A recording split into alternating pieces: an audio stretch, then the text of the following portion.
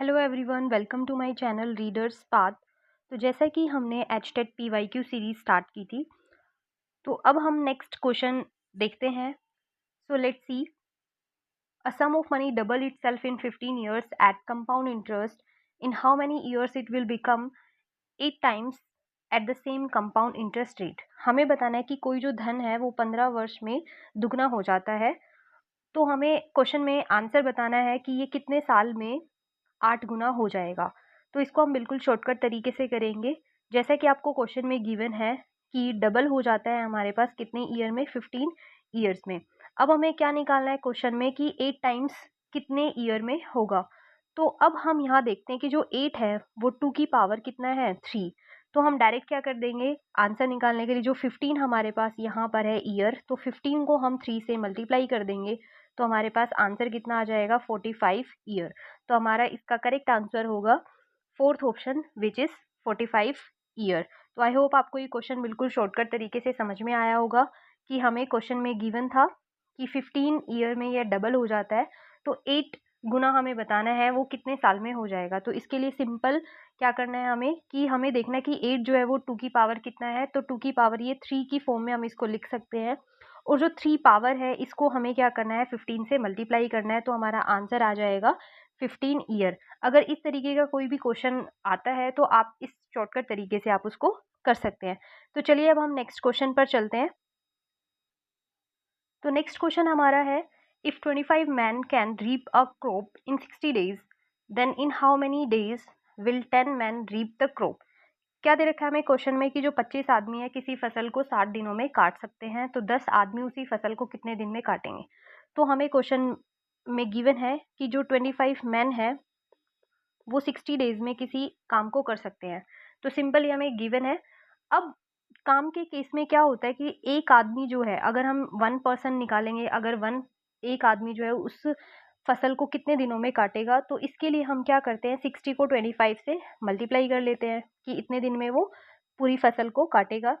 अब हमें निकालना है कि 10 जो मैन है यानी कि 10 आदमी जो है उस फसल को कितने दिन में काटेंगे। तो उसके लिए हम क्या करेंगे, 60 इंटू 25 डिवाइडेड बाय 10 से उसको डिवाइड कर देंगे, तो 0 से 0 को काट देंगे और 25 को हम 6 से मल्टीप्लाई करेंगे। तो 25 को 6 से मल्टीप्लाई जो आप करोगे तो इसका आंसर हमारे पास कितना आ जाएगा, 150 डेज। तो इसका भी करेक्ट आंसर क्या होगा, 4 होगा, जो कि क्या रहेगा, 150 डेज। तो आई होप आपको ये क्वेश्चन बिल्कुल शॉर्टकट तरीके से समझ में आया होगा। ये आपको ध्यान रखना है कि जब भी हम टाइम एंड वर्क वाला जो क्वेश्चन करते हैं, तो उसमें हम जब जब भी 1 पर्सन का काम निकालेंगे तो हमें क्या करना होता है, मल्टीप्लाई करना होता है। तो सेम इसमें भी हमने वही किया कि जब हमें एक आदमी का निकालना तो हमने 60 को 25 से मल्टीप्लाई किया। अब हमें 10 का निकालना है, तो 10 आदमी क्या करेंगे, उसको कम दिन में करेंगे, तो इसलिए हमने 10 से डिवाइड कर दिया। तो हमारा आंसर कितना आ जाएगा, 150 डेज। आई होप आपको ये क्वेश्चन समझ में आया होगा। चलिए अब नेक्स्ट क्वेश्चन पे चलते हैं। तो नेक्स्ट क्वेश्चन हमारा है x प्लस 1/x।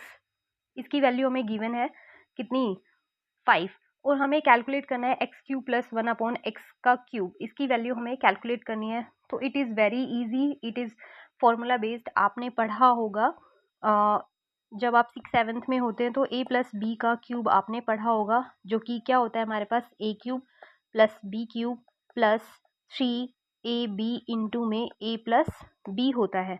अब हमें वैल्यू चाहिए a cube plus B cube, यानी कि a हमारा x है और b हमारा 1/x है। तो हम इसको कैसे कर सकते हैं, इसकी वैल्यू हम निकालने के लिए हम 3ab को इधर ले आएंगे, यानी कि a प्लस बी का होल क्यूब माइनस में हम क्या कर सकते हैं, 3ab इंटू में a प्लस बी, ये हमारे पास रहने वाला है। तो यहाँ पर ही हम इसकी वैल्यू पुट कर देंगे जैसा कि a प्लस बी यानी कि x प्लस 1/x की वैल्यू हमें गिवन है, और 3ab यानी कि यहाँ पर a जो है हमारा x है और b जो है हमारा 1/x है। तो a b जहाँ पर भी हमें दिखाई दे रहा है वहाँ पर हम x और 1/x जो है वो पुट कर देंगे। तो वैल्यू पुट करेंगे तो a प्लस बी यानी कि x प्लस 1/x की वैल्यू हमें गिवन है 5, यानी कि ये हमारे पास बन जाएगा 5 का क्यूब माइनस 3ab, यानी कि 3a की जगह x रखेंगे, b की जगह 1/x रखेंगे और a प्लस बी की जगह वापस से क्या रखेंगे, हम 5 रख देंगे। तो x हमारा कैंसिल आउट हो जाएगा। 5 का अगर आप क्यूब निकालोगे तो 125 हो जाएगा, माइनस 5 को आप 3 से मल्टीप्लाई करोगे तो 15। तो जब आप इसको माइनस करोगे तो हमारे पास आंसर कितना आ जाएगा, 110। जो कि ऑप्शन नंबर आपका सेकंड है। ठीक है, आई होप आपको ये समझ में आया होगा। बिल्कुल ईजी है। आप 6th 7th 8th क्लास में जब होते हो तो आप a प्लस बी का पावर जो 3 है उसको आप पढ़ते होगे, और वही हमने उसी का यूज़ करके हमने इसका आंसर कैलकुलेट करना है। ठीक है, तो इसको बिल्कुल भी रटने की ज़रूरत नहीं है, फॉर्मूला को इस तरीके से हमें करना है। आपको अगर a प्लस बी जो है इसका होल क्यूब का फॉर्मूला पता है तो आप इजीली इसको कैलकुलेट कर सकते हैं। ठीक है, चलिए अब नेक्स्ट क्वेश्चन पे चलते हैं। तो नेक्स्ट क्वेश्चन में हमें गिवन है, एक सीरीज दे रखी है, इसकी हमें नेक्स्ट टर्म फाइंड आउट करनी है। तो अब हमें इसमें सीरीज में, वैसे तो ये रीजनिंग का क्वेश्चन है, तो हमें इस सीरीज में देखना पड़ेगा कि यहाँ पर क्या पैटर्न फॉलो हो रहा है। तो फर्स्ट टर्म हमें गिवन है 2 7 24 77 238। तो मैं इसमें अगर देखती हूँ तो यहाँ पर मैं एक पैटर्न क्या बना सकती हूँ कि 2 को मैंने 3 से मल्टीप्लाई किया और उसमें मैंने कितना किया, +1 किया।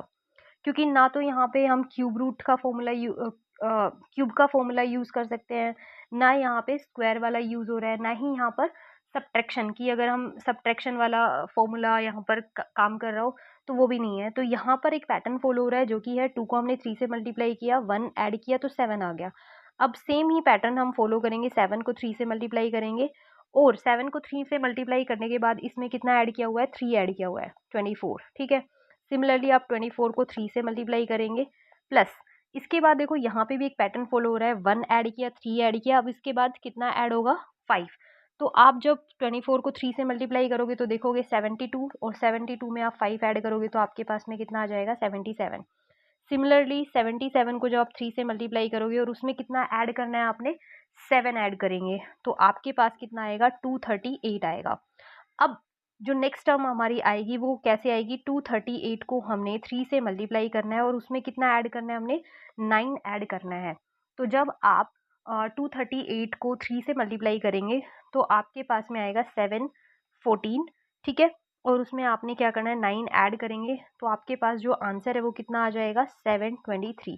तो इस सीरीज का हमारे पास आंसर क्या होने वाला है, 3 ऑप्शन है ना, थर्ड ऑप्शन हमारा इसका करेक्ट आंसर हो जाएगा। आई होप आपको ये पैटर्न समझ में आ गया होगा। सीरीज के क्वेश्चन में हमें पैटर्न को पहचानना होता है, अगर आपको पैटर्न समझ में आ गया तो आप इजीली उसको कैलकुलेट कर सकते हैं। तो यहाँ पर क्या पैटर्न फॉलो हो रखा है, 3 से मल्टीप्लाई करना है और हमने जो हमारा ओड नंबर्स हैं 1 3 5 7 9, उसको हमने उसमें क्या करना है, ऐड करते जाना है, तो हमारा आंसर आ जाएगा।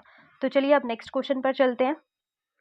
तो नेक्स्ट क्वेश्चन हमारा है, हमें वैल्यू फाइंड आउट करनी है, √8 + 2 √8, इस तरीके से इसकी वैल्यू फाइंड आउट करनी है। अब देखो इसके दो तरीके हो सकते हैं, या तो इसको हम लॉन्गेस्ट वे में करें, या इसका एक शॉर्टकट होता है।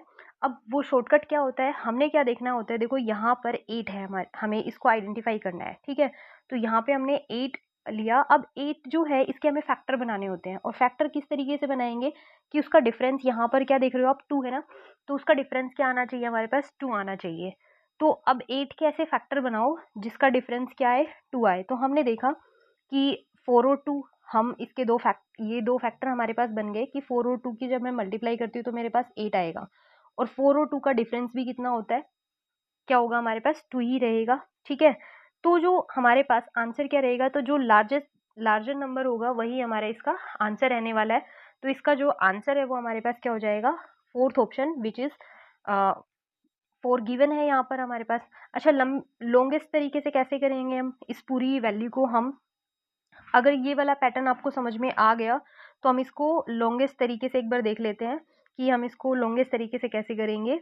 कि हमने इसको पूरे को क्या करेंगे, x के इक्वल मानेंगे, कि यहाँ पर 8 + 2√8 एंड सोन, ये एक इनफाइनाइट सीरीज है।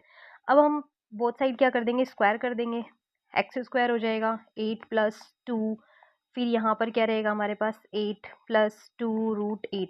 अब यहाँ पर देखो आप, ये पूरा वापस से क्या है, रिपीट हो रहा है, तो ये हम इसको क्या लिख सकते हैं, x लिख सकते हैं। तो ये हमारे पास क्या बन जाएगा, x² में 8 + 2x।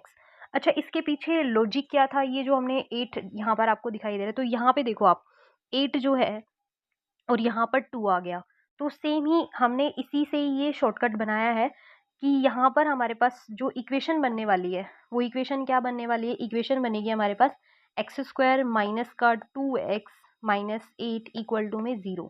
तो अब देखो जब हम इस इक्वेशन के फैक्टर करते हैं तो हम यहाँ पर क्या करते हैं कि मल्टीप्लाई करने पे हमारे पास क्या आना चाहिए, 8 आना चाहिए, और जब हम उसको प्लस या माइनस करें तो हमारे पास कितना आना चाहिए, 2 आना चाहिए। तो सिमिलरली हमने यहाँ पर भी यही किया था। ये हमारे पास एक शॉर्टकट तरीका हो गया कि हम जब यहाँ पर वैल्यू को फाइंड आउट करेंगे, 8 देखा हमने, 8 को फैक्टराइज करेंगे, डिफरेंस कितना आना चाहिए, 2 आना चाहिए। तो सिमिलरली यहाँ पर ये यहीं से आ रहा है, ठीक है। तो जब आप इसके फैक्टर बनाओगे तो 4 और 2 फैक्टर निकल के आएंगे, जहाँ से हमारा आंसर क्या आ जाएगा, 4 आएगा, क्योंकि एक फैक्टर हमारा नेगेटिव आएगा जो कि रिजेक्ट हो जाएगा।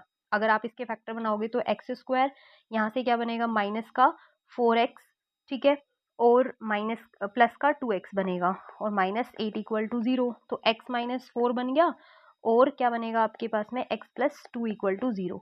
तो यहाँ पे जैसे कि आप देख रहे हो x इक्वल टू 4 आएगा और x इक्वल टू -2 आएगा। तो ये हमारा रिजेक्ट हो जाएगा, क्योंकि स्क्वायर रूट की वैल्यू कभी भी हमारे पास क्या रहेगी, नेगेटिव नहीं होगी। तो x की वैल्यू हमारे पास क्या आ जाएगी, 4। और शॉर्टकट तरीके से जैसे कि मैंने बताया, तो आप उस तरीके से भी इसको कर सकते हो कि 8 जो है हमने उसके फैक्टर बनाने हैं, और यहाँ पर 2 है तो हमें इस तरीके से फैक्टर बनाने हैं कि उसका डिफरेंस कितना आना चाहिए, 2 आना चाहिए। तो जो लार्जर वाला फैक्टर होगा वही हमारे पास इसका आंसर हो जाएगा। आई होप दोनों तरीके आपको समझ में आ गए होंगे। तो चलिए अब हम नेक्स्ट क्वेश्चन पे चलते हैं। नेक्स्ट क्वेश्चन जैसा कि आपको यहाँ पे शो हो रहा है, यहाँ पर हमें एक स्क्वायर दे रखा है, और क्वेश्चन में बोला गया है कि अगर हम स्क्वायर की जो साइड है उसको 50% तक इंक्रीज कर देते हैं तो उसके एरिया में कितना परसेंटेज इंक्रीज होगा। तो इन क्वेश्चन को करने का सबसे इजी तरीका क्या है कि हम साइड को या तो आप 100 मान लो या फिर आप 10 भी मान सकते हो। तो हम 10 मान लेते हैं, ठीक है। तो मैंने मान लिया कि जो स्क्वायर है उसकी साइड कितनी है, 10 है। तो स्क्वायर का जो एरिया होता है वो हमारे पास कितना हो जाएगा, ठीक है, यानी कि क्षेत्रफल जो होता है स्क्वायर का वो कितना हो जाएगा, 10 × 10, यानी कि हमारे पास कितना हो गया, 100 हो गया, ठीक है। अब क्या करना है, मुझे 50% इंक्रीज करना है। अब सिंपल सा है, 10 का 50% कितना होगा, उसका हाफ यानी कि 5। तो अब जो हमारे पास नई लेंथ बनेगी वो क्या बन जाएगी, यानी कि नई लेंथ हमारे पास स्क्वायर की बनने वाली है 15। अब एरिया क्या आएगा हमारे पास, एरिया आ जाएगा 15 × 15, और 15 × 15 आप करोगे यानी कि 15 का स्क्वायर कितना होता है, 225। अब नया एरिया हमारे पास 225 है, पुराना हमारे पास 100 था। तो आप क्या कर दो, नए एरिया में से पुराने वाला माइनस कर दो, कितना आ जाएगा आपके पास में, 125। तो जो ये 125 आया यही हमारे पास क्या रहेगा, इसका परसेंटेज में आंसर आ जाएगा, क्योंकि 100 यहाँ से कैंसिल आउट हो जाएगा, ठीक है। तो आप डायरेक्ट भी कर सकते हो कि जो 125 आएगा यही आपका क्या रहेगा, आंसर होने वाला है। तो जो एरिया है उसमें कितना इंक्रीज हो जाएगा, 125% इंक्रीज हो जाएगा, ठीक है। चलिए अब नेक्स्ट क्वेश्चन देखते हैं। चलिए नेक्स्ट क्वेश्चन पे जाने से पहले मैं आपको बता भी देती हूँ कि ये 125 आप डायरेक्ट कैसे लगा सकते हो। देखो परसेंटेज जब हम निकालते हैं तो क्या करते हैं, कैसे निकालते हैं कि इंक्रीज कितना हुआ। अब इंक्रीज हमारे पास 125 इंक्रीज या डिक्रीज जो भी होता है तो वो हमने ऊपर लिखते हैं। उसके बाद जिससे हम कंपेयर कर रहे होते हैं, अब हमें पुराने वाले एरिया से कंपेयर करना है, वो हम नीचे लगाएंगे। और परसेंटेज के लिए हम क्या लगाते हैं, 100 से मल्टीप्लाई करते हैं। तो ये 100 इस 100 से कैंसिल आउट हो जाएगा। तो डायरेक्ट हमारे पास कितनी परसेंटेज आ जाएगी, 125% आ जाएगा।